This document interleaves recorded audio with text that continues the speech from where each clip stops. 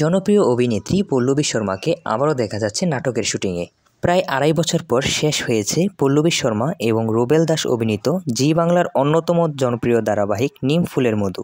নিম ফুলের মধু ২০২২ সালের ১৪ই নভেম্বর থেকে মিঠাইকে রিপ্লেস করে রাত ৮টা থেকে শুরু হয়। শুরু থেকেই টিআরপিতে অনেকটাই এগিয়ে ছিল এই ধারাবাহিকটি। এক এক করে বেশ কয়েকবার বেঙ্গল টপারও হয়েছিল। রাত ৮টা থেকে সন্ধ্যা ৬টার স্লটে নিয়ে আসায় অনেকটাই পিছিয়ে পড়ে ধারাবাহিকটি। তাই চ্যানেল নিম ফুলের মধু ধারাবাহিকটি হঠাৎ বন্ধ করে দেওয়ার সিদ্ধান্ত নেয়। গত ৯ই মার্চ শেষ হয়ে গিয়েছে নিম ফুলের মধু।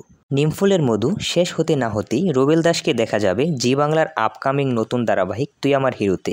নিম ফুলের মধু শেষ হতে না হতেই শোনা গিয়েছিল এইবার স্টার জলসার হাত ধরে নতুন ধারাবাহিকে যোগ দেবে পল্লবী শর্মা।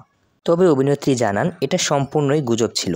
তবে খুব শীঘ্রই ধারাবাহিকে ফিরবেন তিনি এবং খুব শীঘ্রই দর্শকদের জানাবে।